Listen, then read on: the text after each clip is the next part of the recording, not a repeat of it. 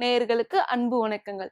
இன்றைய ஆன்மீக தகவல்ல நம்ம தெரிந்து கொள்ள இருக்க வேண்டிய தகவல், நாகதோஷம் நீக்குவதற்கான வழி என்ன, அதுக்கான பரிகாரங்கள் என்ன மற்றும் குழந்தை வரம் கிடைக்கிறதுக்கான பரிகாரங்கள். இந்த 2 தகவல்களை பத்தி நம்ம இந்த ஆன்மீக தகவல்ல பார்க்கலாம். அது மட்டும் இல்லாம கடந்த தகவல்ல ஒருத்தங்க வந்து கேட்டிருந்தாங்க, ஆலயங்களை பத்தியும் சொல்லுங்க அப்படின்றதுதான். இந்த நாகதோஷம் நீக்குவதற்கும் குழந்தை வரம் கிடைக்கிறதுக்கும் ஒரே கோவில் இருக்கு. அந்த கோவிலை பத்தின சிறப்பு அம்சங்கள் மற்றும் அந்த பரிகாரங்கள் என்னென்ன அப்படின்றத நம்ம முழு விவரத்தோட பார்க்கலாம். நாகதோஷம் நீக்குவதற்கு கேரளா ஆலப்புழாவில இருக்க கோவில் தான் நாகதேஸ்வரர் கோவில். அந்த கோவிலோட சிறப்பு தான் இந்த தகவலை நம்ம பார்க்க போறோம். கேரளாவில் இருக்க ஆலப்புழாவில இருக்க நாகதேஸ்வரர் கோவில் தான் இந்த ஆன்மீகத்துல நம்ம வந்து பார்க்க போறோம். நாகதேஸ்வரர் மற்றும் சபையக்ஷி அம்மன் இவங்க தான் இந்த 2 பரிகாரத்துக்குமே வந்து நமக்கு அருள் புரியுறாங்க. நாகதேஸ்வரர் நாகதோஷம் நீக்குவதற்கு என்னென்ன பரிகாரங்கள் நம்ம வந்து செய்யணும் அப்படின்றத இத முழு விவரத்தோட பார்க்கலாம். நாகதோஷம் இருக்கிறவங்க அந்த கோவிலுக்கு இந்த கிழமையில மட்டும்தான் போயிட்டு நம்ம வழிபடணும் அப்படின்னு எந்த அவசியமும் இல்லை. உங்களுக்கு திங்கட்கிழமையா இருக்கட்டும், சனி ஞாயிறு உங்களுக்கு எந்த கிழமையில போயிட்டு வழிபடணும் அப்படின்னு தோணுதோ அந்த கிழமையில போய் வழிபடலாம்.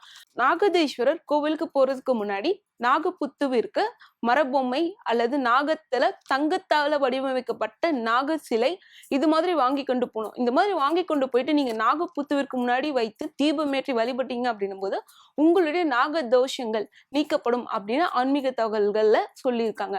அது மட்டும் இல்லாம அந்த கோவில்களுக்கு பல பெண்கள் நாகதோஷத்தால பாதிக்கப்பட்ட பல பெண்கள் சென்று வழிபட்டு நாகதோஷம் நீங்கி இருப்பதாகவும் வந்து பல தகவல்ல சொல்லியிருக்காங்க. இப்போ திருமண வரன் மற்றும் குழந்தை வரன் கிடைக்கிறதுக்கு என்னென்ன செய்யணும், என்னென்ன பரிகாரங்கள் செய்யணும் அப்படின்றத பார்க்கலாம். பொதுவாவே திருமணமான உடனே பலரும் எதிர்பார்க்கப்படுறது குழந்தை வரம் அப்படின்றது எல்லாருக்குமே அவ்வளவு சீக்கிரம் கிடைக்கக்கூடிய ஒண்ணா வந்து இருக்காது. பலருமே வந்து பல தெய்வங்களை வழிபட்டு தான் அந்த குழந்தை வரத்தை பெறுறாங்க.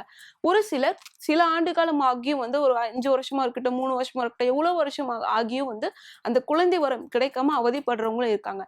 ஒரு சிலருக்கு குழந்தை பெற்று சில மாதத்துல அந்த குழந்தைகள் நோயால் அவதிப்பட்டு இருப்பாங்க. இது போன்ற பாதிக்கப்பட்டவர்களுக்கு என்னென்ன பரிகாரங்கள் செய்து அதை நீக்கலாம் அப்படின்றத பார்க்கலாம்.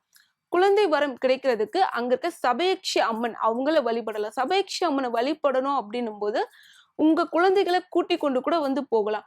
கூட்டிக் கொண்டு போகும்போது அவங்களுக்கு பால் அந்த குழந்தை கையால அந்த அம்மனுக்கு பால் வாங்கி கொடுத்து நீங்க அபிஷேகம் பண்ணி வழிபட்டீங்க அப்படின்னும் போது உங்க குழந்தைகளுக்கு இருக்கக்கூடிய நோய்கள் நீக்கப்படும். ஒரு சிலர் அளவுக்கு அதிகமான நோயால பாதிக்கப்பட்டவங்க இருப்பாங்க. மனநோயாளிகளா இருக்கட்டும், இல்ல மாற்றுத்திறனாளிகளாக இருக்கட்டும், இல்ல இதய நோய் இது போன்ற சம்பந்தமான நோய்களால பாதிக்கப்பட்டவங்க இருக்கட்டும், அவங்க கையால உப்பு வைத்து சமயக்ஷி அம்மனுக்கு வழிபட்டீங்க அப்படின்னும் போது உங்களுடைய தீராத நோய்களும் தீர்க்கப்படும் அப்படின்னு வந்து சொல்றாங்க.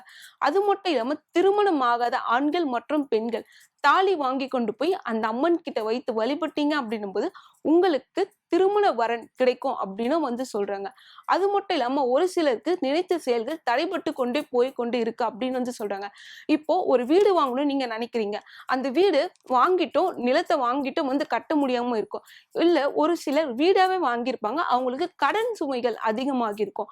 இப்படிப்பட்ட செயல்கள் தடைபட்டு போயிட்டு இருக்கவங்களுக்கு அந்த கோவிலுக்கு செல்றதுக்கு முன்னாடி கவிழி பழம் வாங்கி கொண்டு போய் வழிபட்டீங்க அப்படின்போது உங்களுடைய தடைகள் நீக்கி பிரச்சனைகளும் நீக்கி தரப்படும் அப்படின்னு வந்து சொல்லியிருக்காங்க. அது மட்டும் இல்லாம ஒரு சிலருக்கு பூர்வ ஜென்ம பாவங்கள் தொடரும் அப்படின்னு உங்க ஜாதகத்துல இருக்கும் அப்படின்னு வந்து சொல்றாங்க. அந்த அப்படி பாதிக்கப்பட்டவர்கள் மஞ்சள் வைத்து வழிபட்டீங்க அப்படின்னும் போது உங்களுடைய பூர்வ ஜென்ம பாவங்களும் வந்து விலகி புண்ணியங்கள் கிடைக்கும் அப்படின்னு வந்து சொல்லியிருக்காங்க. இந்த தகவல் உங்களுக்கு பயனுள்ளதா இருக்கு அப்படின்னு நினைக்கிறீங்கன்னா மத்தவங்களுக்கு இந்த தகவலை பகிர்ந்துடுங்க.